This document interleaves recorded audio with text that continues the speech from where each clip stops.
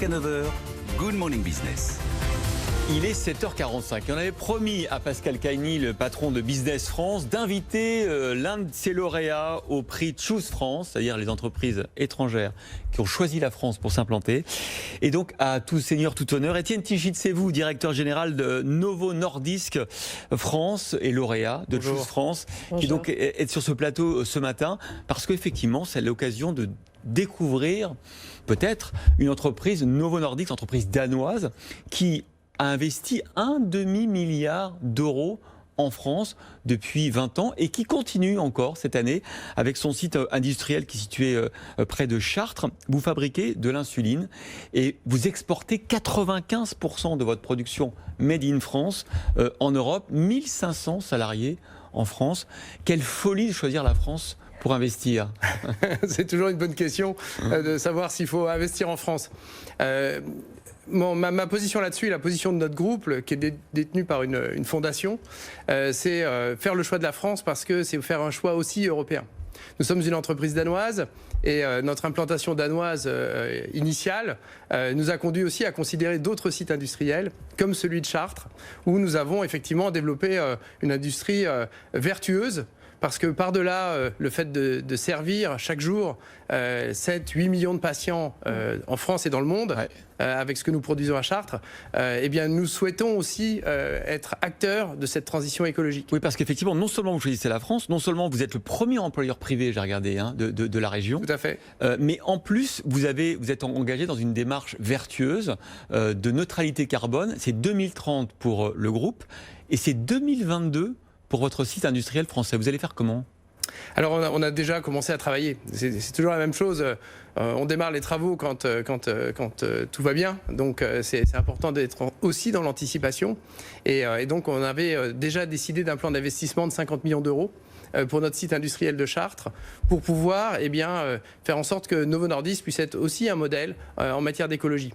Donc 2022, fin 2022, c'est notre objectif pour éliminer les 8500 tonnes de CO2 à Chartres, que l'on émet chaque année. C'est l'équivalent de 6000 voitures qui roulent en continu, pour vous donner une petite idée du volume de CO2 que ça peut représenter. Et donc on a mis en place un programme très agressif d'investissement pour pouvoir décarboner l'intégralité de notre entreprise. On est une entreprise de santé, donc on propose plus de santé au plus grand nombre. Parmi les mesures, transformer les déchets en ressources, comment vous faites ça, par exemple, dans ce qui vous concerne, vous ? Alors on a plusieurs étapes. La première, c'est effectivement, on utilise beaucoup d'éléments pour pouvoir organiser nos fermentations qui sont nécessaires en fait à la production d'insuline. Et donc l'idée, c'est de pouvoir fonctionner en circuit fermé avec ce qu'on pourrait appeler des déchets. Mais au-delà de ça, c'est aussi considérer tout ce que l'on peut générer comme produit fini. Et ça, c'est la prochaine étape d'investissement. C'est de pouvoir aussi collecter l'ensemble de nos stylos à insuline qui sont rejetés dans la nature aujourd'hui, alors par des circuits évidemment de recyclage partiel, mais de pouvoir aussi accompagner ce recyclage total. Étienne Tichit, faites-vous entrer dans les coulisses quand vous êtes au COMEX ou au comité d'investissement, quand vous devez défendre au sein du groupe danois les différents projets. J'imagine qu'il y a des arbitrages. Où est-ce qu'on va investir, dans quel pays, quelle usine ?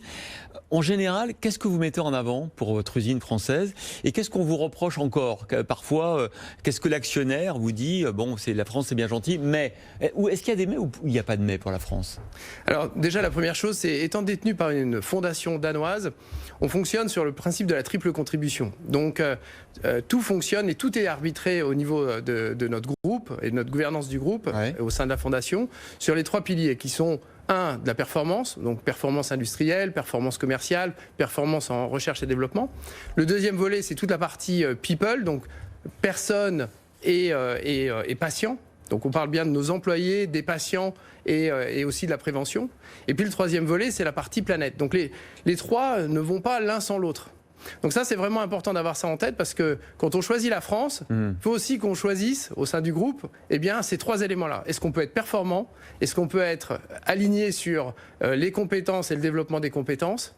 Est-ce qu'on est vraiment dans un programme où on peut faire du bien à la planète ? Et là, on parle de l'écologie.